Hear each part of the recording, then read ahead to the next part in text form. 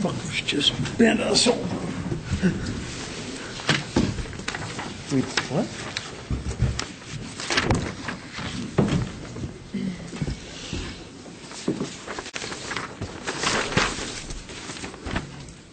So, good evening, Mayor and City Council members.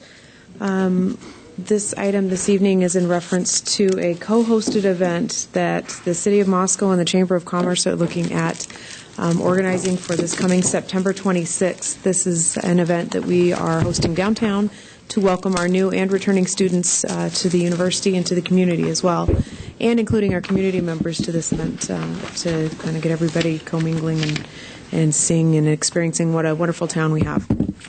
Jen, could I get you to pull the microphone down? There we go. For the event, we're looking at closing Main Street from A Street to 6th Street, and that would include all of Main Street with 3rd Street remaining open for the cross-traffic there. What we'll do is have 2 bands that will join us, one at either end of that street for entertainment. And then as an incentive for our businesses to participate in this party as well, we're looking at a special event, Sidewalk Cafe Extension Trial. As part of that, we'll jump right in. Our current restrictions for sidewalk cafes for businesses include the following. You need to maintain a 4-foot unobstructed pedestrian access on the sidewalk. The space needs to be delineated by a non-permanent physical barrier.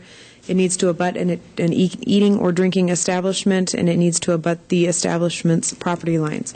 I've got a bit of a crude rendering here that shows kind of the idea of what that looks like, where the green box would be the sidewalk cafe, as we currently allow that in front of an establishment that is either serves food or drink.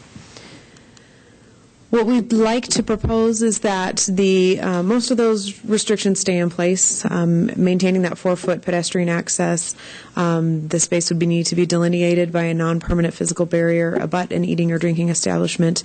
But what we'd like to try for this coming event is that those sidewalk cafes could extend to abut one neighboring business's property lines, thereby giving them a little bit more space to work with and bringing a little bit more festive atmosphere to Main Street as we host this event outdoors downtown.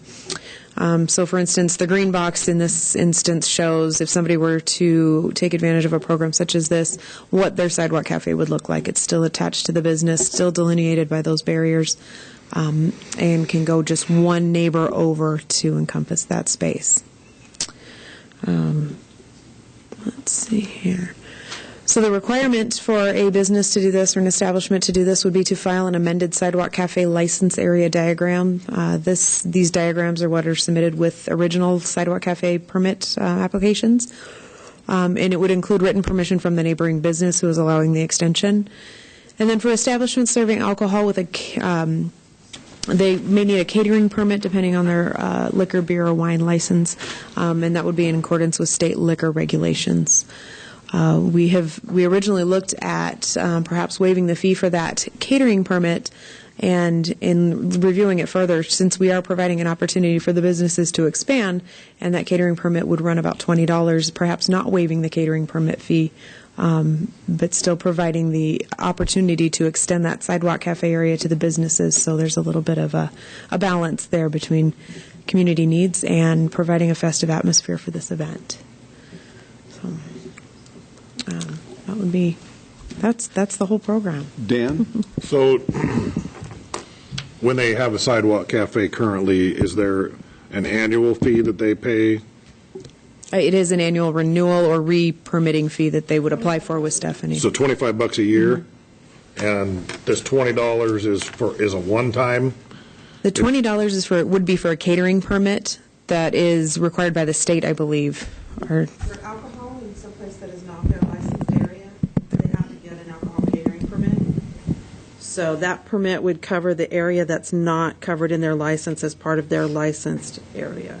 And that's only for those with alcohol, Stephanie? So those who are just serving food, it would not be affected. Is that correct? Correct. Okay.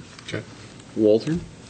I'm very much in favor of the block party. I've been a proponent of it when I've had an opportunity to weigh in with city staff or others. I've thought it was a good idea to bring the college students into downtown Moscow and let them know that we are down here and we have have businesses that are interested in your presence. I do have one question, though, about the proposal.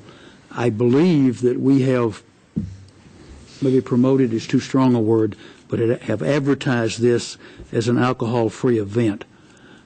We have not done anything to preclude alcohol. I'm not suggesting that we should, but is expanding the alcohol serving establishments space and therefore the number of persons they can handle and serve a little bit flying in the face of advertising it as a alcohol-free event. And that question is for whoever wishes Gary, you to want to take that? take that. Yeah, I certainly can respond to that. And that was a question that came to me later this afternoon. The idea is to create more cafe-type seating, put more people out on the street. It is just as plausible that people will eat outside because that area is expanded. The intent is not to create any additional regulations. The full alcohol regulations that are in place today are the ones that will be in place that evening. If people choose to drink, they will have to drink legally. The idea is to create more of an ambiance on the street, have more people outside eating, conversing, creating a more welcome space. So we have not promoted this as certainly alcohol is not central to this event. This event is about having the students come downtown, meet the downtown businesses, hopefully get some specials, show them that downtown Moscow's there for them as well. We have not restricted anyone from doing what they do in their regular business. So expanding the Sidewalk Cafe, surely you might have a few more tables. You certainly can have those tables on the inside. So we don't see it as promoting alcohol any more than we're promoting eating on the street.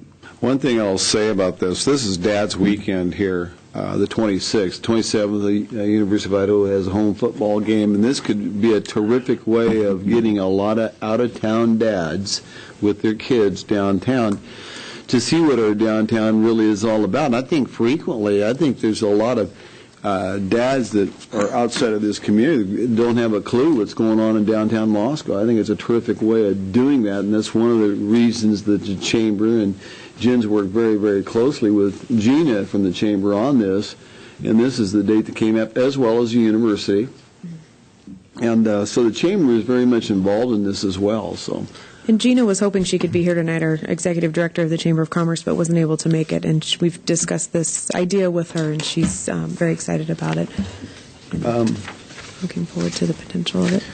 I think this is a great way to enable businesses to increase their capacity to be part of this. I'm very much in favor of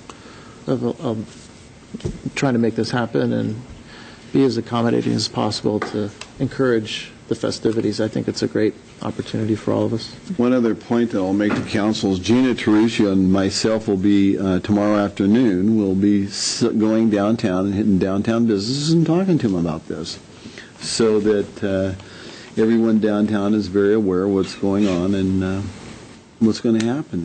And so from that standpoint, it'll be interesting. I'll get a real bird's eye view of how everybody thinks about it from downtown's point of view, I'll tell you that. Other comments? Or Wayne? Well, appreciate Walter's comment about not necessarily promoting it as an alcohol event. I don't see it that way by allowing the businesses that already have alcohol and food be able to use the sidewalk cafe type ordinance to do that. If we were promoting it through a beer garden or something to that effect, I might have second thoughts, but we're not, so. Yeah. Gary? So what we're looking for tonight is direction from the council. Staff is continuing to work with the ordinance and may, prior to the 26th, come back as early maybe as Monday with if an official resolution is necessary or some ordinance amendment, we will bring that forward. And that can be done prior to the 26th as well. So the city attorney and I and the clerk are discussing that process at this point. Dan? And I imagine Jen's about to ask how we feel about waiving the fee.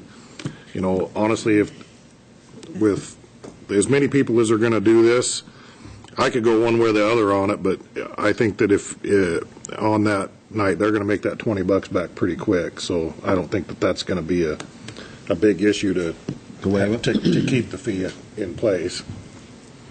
Gary? Yeah, we discussed that, and I'm sorry I didn't jump in on this earlier. The proposal waiving the fee, as Councilman Steed indicated, this is not a promotion of an alcohol event. Right. Art Walk, we waived fees for Art Walk because it was part of an overall event. It was to encourage businesses to take art exhibits in, and it was a community-wide thing. This is a situation where an existing business will, if they have 3, 4, 5 more tables out, they'll have a chance to make that additional money. So we had discussed it as staff. Jen and I discussed it this afternoon, and we were not promoting that waiver of that fee at this point. Something else I'll mention here. Early on in my administration, this is something I wanted to see happen downtown. The connection with the university in our downtown, which we have not had, in my view, for years, and it's something I've talked about. And I had a vision of this. How in the world we're going to make it happen, I had no idea. That's why I left it up to the professionals like Jen and Gary and Gina Terusha and others. I just had this idea that I thought that would be terrific to get the spirit of the University of Idaho downtown and get our town going, because to me it's a big deal for us. Mm-hmm. John? The only comment, other than support, is that if we make it possible for a downtown business, I'll pick one, Casa Lopez, if they are able to add 3 or 4 tables for this particular event outside, and we do not allow them to serve beer or wine out there if someone wants dinner, we are creating a real problem in the sense that 3 or 4 tables you can have a beer or a glass of wine, but 3 or 4 tables you can't. And you're asking servers, who hopefully are so busy they don't know which end is up, to make that distinction, when if we just add this to it, it will be a lot smoother. And as far as the extra money for $20 or $25, I agree that you serve 4 or 5 more dinners, you have not only made it up, but you've made it up quite adequately. So, Walter?